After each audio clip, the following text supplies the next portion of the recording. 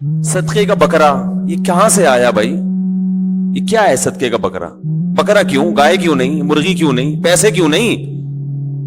لوگ آ کے مجھ سے پوچھتے ہیں کہ فلاں بیمار ہے تو بکرا نکال دیں صدقے کے لیے. میں نے کہا صدقے کا مقصد کیا ہے؟ کہہ رہے کسی غریب کی حاجت. میں نے کہا بھائی حاجت پیسوں سے پوری ہوگی بکرے سے ہوگی؟ اس نے کہا جی پیسے 25,000 کے بکرے کے بجائے 25,000 کسی کو دے دیں گے زیادہ خوش ہوگا نا. تو کہتے ہیں کیا بکرا حرام ہے اسلام میں؟ بکرا کاٹنا حرام؟ اب جاہلانہ سوال ہے یا نہیں ہے؟ یہ ایسا ہی ہے جیسے میں کسی کو کہوں کہ بھائی تم ایسا کرو کہ 38 درجن انڈے صدقہ کرو. میں کسی کو فتویٰ دوں کہ تمہارے گھر میں بیماری ہے تو کتنے درجن؟ 25,000 کے کتنے انڈے آئیں گے؟ جتنے بھی آئیں گے. فرض کر لو کہ 50 درجن آتے نہیں ہیں لیکن ایک مثال دے رہا ہوں. یا 1000 درجن انڈے. 1000 درجن انڈے خرید کے صدقہ آملیٹ بنا کے غریبوں کو کھلاؤ. اب کوئی کہے کہ مفتی صاحب آپ نے کہا کہ 1000 درجن انڈے خرید کے 25,000 کے آملیٹ بنا کے غریبوں کو کھلائے تو اس کا مقصد کیا ہے؟ کیا غریبوں میں انڈوں کی کمی ہے کہ وہ جو انڈے میں جو وٹامن ہوتا ہے پروٹین ہے اس کی کمی ہو گئی ہے غریبوں میں؟ ڈاکٹروں نے ان غریبوں کو کہا ہے کہ ان کو دنیا کے کھانے کی ہر چیز ہے مگر ان کے پاس بیچاروں کے کھانے کے لیے انڈے نہیں ہے. اگر کسی ڈاکٹر نے ریفر کیا ہے تو 50 اس ٹائپ کے غریب آپ کو ریفر کر کے دیے ہیں کہ ان کے پاس دنیا کی ہر چیز ہے, انڈا خریدنے کے پیسے نہیں ہیں, تو بھی پیسے دے دو نا. لیکن چلو یہ انڈا خرید ہی نہیں سکتے کہیں سے اور انہوں نے زندگی میں کبھی انڈا نہیں کھایا اور ان کی سب سے بڑی تمنا کیا ہے؟ آملیٹ. تو مفتی صاحب سمجھ میں آتا ہے کہ ان کو انڈے خرید کے دے دیے جائیں, انڈے کا صدقہ کیا جائے. لیکن بلا وجہ 25,000 کے انڈے خریدنا, اس میں ٹینشن, وہاں سے لاؤ, ٹوٹنے کا بھی اندیشہ. تو مقصد کیا ہے؟ غریب کی حاجت ہے نا. میں کہوں ہاں حاجت پوری کرنا ہے تو بھائی پیسے دے دو, 25,000 روپے دے دو اس کو, یا راشن ڈلوا دو. اب میں دلیل میں کہوں کہ انڈے صدقہ کرنا حرام ہے اسلام میں, اور میں حدیث سے ثبوت پیش کروں فلاں صحابی نے انڈے کا صدقہ کیا ہے, انہوں نے ایک مرغی کا انڈا کسی کو بطور صدقہ دیا تھا. اس موقع پر یہ دلیل جہالت کی علامت ہوگی کہ نہیں ہوگی؟ میرے جب بیان آیا نا اسلام میں صدقے کا بکرا نہیں ہے, بعض نے کہا فلاں موقع پہ فلاں صحابی نے بکرا کاٹا تھا.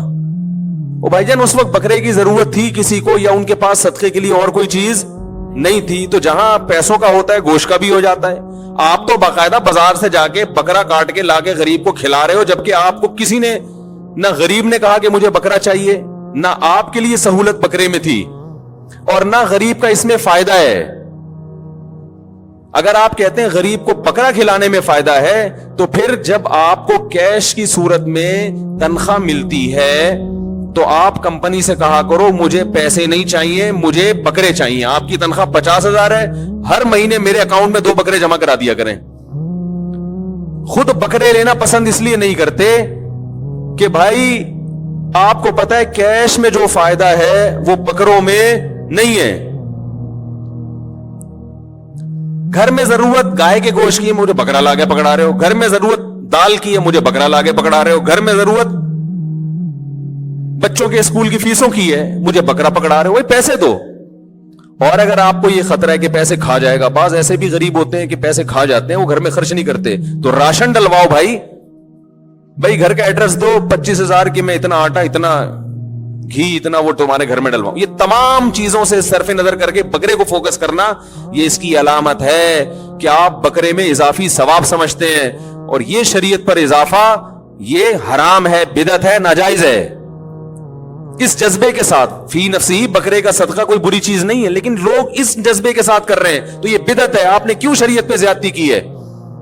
رسومات, غریب کو فائدہ نہیں ہو رہا, بکرے کی قیمتیں بڑھ رہی ہیں.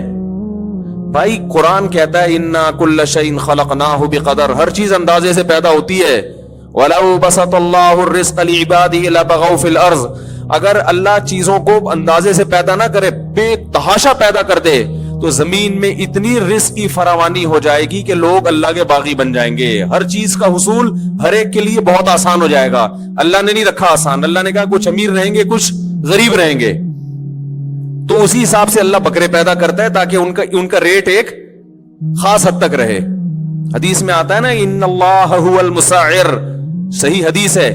میں بیان میں جو حدیث پڑھتا ہوں یاد رکھو وہ صحیح ہوتی ہے, اس لیے مجھے حوالہ دینے کی ضرورت نہیں ہے. اگر کسی کو اعتراض ہے تو کہے کہ یہ حدیث صحیح نہیں ہے, پھر میں حوالہ دوں گا انشاءاللہ, کیونکہ میں حوالوں میں ٹائم نہیں ویسٹ کرنا چاہتا, کیونکہ میں تو بیان میں فرفر حدیثیں سنا رہا ہوتا ہوں. اگر میں حوالے دینا شروع کر دوں گا تو میرا بیان سمٹ کے وہ حوالوں میں لگے گا. اس لیے ایک آدمی نے جب التزام کیا ہے کہ وہ جو حدیث سنائے گا وہ صحیح ہوگی, تو آپ مجھے چیلنج کریں کہ مفتی صاحب آپ نے جو حدیث سنائی ہے وہ صحیح نہیں ہے یا من گھڑت ہے, تو آپ ثابت کر لیں, میں فوراً رجوع کروں گا. میں اگلے بیان میں کہہ دوں گا بھائی یہ حدیث سنانے میں مجھ سے غلطی ہوئی ہے, لیکن میں اس کی کوشش کرتا ہوں, التزام کرتا ہوں کہ آپ نے دیکھا ہوگا میرے بیانات میں قصے کہانیاں اکثر نہیں ہوتے. اگر کوئی قصہ ہوتا بھی ہے تو آتھینٹک ہوتا ہے. میں نے عذاب قبر کا واقعہ سنایا 2 ہفتے پہلے, قبر نے نکال کے پھینک دیا. اس پہ بعض لوگوں نے کمنٹس کیے فرضی قصے سناتے ہیں, ان کے بیان میں بھی اب قصے آنا شروع ہو گئے ہیں. بھائی جان ہر قصہ فرضی نہیں ہوتا. میں نے بتایا کہ اس کی میں نے تصدیق کروائی ہے اس گاؤں سے جہاں یہ واقعہ ہوا ہے, تو اب یہ فرضی قصہ تھوڑی رہا. آپ یہ کہہ سکتے کہ قصہ سنایا کیوں, تو جو عبرت کا واقعہ ہے ایسے واقعات کو سنانا اللہ کی بھی سنت اور پیغمبروں کی بھی سنت ہے. اس واقعے کو سنانا یہ سنت عمل ہے. قرآن نے بھی قصص سنائے ہیں نا پچھلی امتوں کے, حدیث میں بھی پچھلی امتوں کے واقعات ہیں, تو یہ واقعات کو سنانا کس کی سنت ہے؟ ایسے واقعات جس میں عبرت کا سامان ہو, یہ تو اللہ اس کے رسول کی سنت ہے. اس کے تو نہ سنانے پر اعتراض ہونا چاہیے کہ مفتی صاحب کبھی کوئی ایسا واقعہ دیکھا ہو, سنا کیوں نہیں رہے؟ اور یہ واقعات اللہ اس لیے تو وجود میں لاتا ہے تاکہ لوگوں کو عبرت ہو, ان کو سنایا جائے. ہاں واقعے کی کوئی سند نہ ہو, مستند نہ ہو, پھر ایسے کہانیاں چھوڑنا یہ بالکل غلط ہے. اگر ہے تصدیق ہو چکی ہے پھر اس کو سنانا عین قرآن و سنت کا تقاضا ہے, کیونکہ اللہ نے اگر کسی کے ساتھ ایسا کیا کہ قبر نکال کے باہر پھینک رہی ہے تو اسی لیے تو کیا تاکہ اس سے لوگوں کو عبرت ہو. تو عبرت تو جبھی ہوگی جب یہ بیان علماء ممبر سے بیان کریں گے, تو جتنے زیادہ لوگوں میں یہ واقعہ جائے گا اتنے زیادہ لوگوں کو عبرت حاصل ہوگی. بہت مشکل ہو گیا بھائی آج کے زمانے میں بات کرنا. میرا گلا بھی بیٹھا ہوا ہے 1 ہفتے سے, پھر بھی پھوڑتا ہی جا رہا ہوں, بولتا ہی جا رہا ہوں. تو کیا بات چل رہی تھی؟ حدیث میں آتا ہے اللہ ہے جو چیزوں کے نرخ متعین کرتا ہے. مارکیٹ ریٹ اصل میں کون متعین کرتا ہے؟ اللہ. لوگ اگر اس میں مصنوعی طریقے سے دخل اندازی نہ دیں تو چیزوں کے ریٹ اکثر مناسب رہتے ہیں.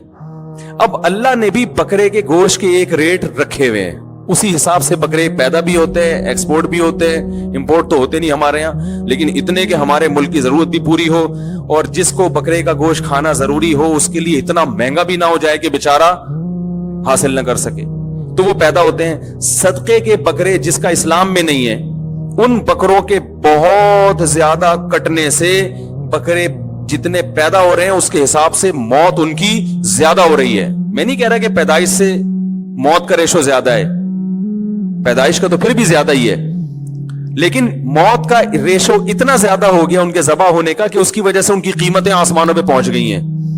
آپ صدقے کے بکرے پر گورنمنٹ پابندی لگائے, بولے جس نے صدقہ کرنا ہے یہ جا کے پنجروں میں جو بکرے چھوٹے چھوٹے باریک باریک سے جن کو خود دیکھ کے صدقہ کرنے کا دل چاہ رہا ہوتا ہے ان کے اوپر ان بکروں پر پابندی لگائے. آپ دیکھو ان بکروں کے ریٹ, گوشت کی ریٹ نیچے آ جائیں گے, اور ایک عام آدمی کے حصول میں جو متوسط درجے کا آدمی ہے وہ بیچارہ ہر ہفتے بکرے کا گوشت کھا سکے گا. نہیں یاری میرا خیال ہے بات سمجھ.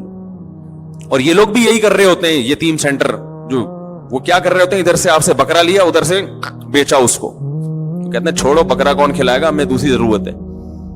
تو اس کے بعد بھی بکرے کے بارے میں اتنی بات سننے کے بعد بھی اگر آپ اپنی روش پہ قائم ہیں تو پھر آپ بک رہے ہیں, میں بک نہیں رہا. ٹھیک ہے نا.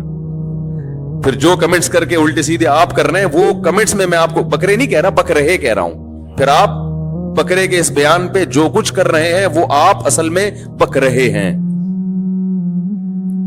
معذرت کے ساتھ وہ قافیہ ملانے کے لیے ایسے نازیبا الفاظ میں نے استعمال کیے, لیکن مطلب یہ کہ آپ کی بات لاجک کے حساب سے درست نہیں ہے. صرف بقرعید کے 3 دنوں میں جانور کاٹنا سنت ہے, اس میں بکرا کاٹیں, گائے کاٹیں. اس کے علاوہ دم کے حج میں جانور کاٹنا سنت ہے، یہ 2 موقع ہیں، اور عقیقے میں، اس کے علاوہ نہیں ہے. یہاں تک کہ فقہا کہتے ہیں اگر منت بھی مان لی نا کسی نے جانور کی، اس میں بھی افضل یہ ہے کہ وہ پیسے صدقہ کرے. سمجھ رہے ہو؟ منت بھی مان لی کہ جانور صدقہ کاٹوں گا میں، تو پھر بھی افضل کیا ہے؟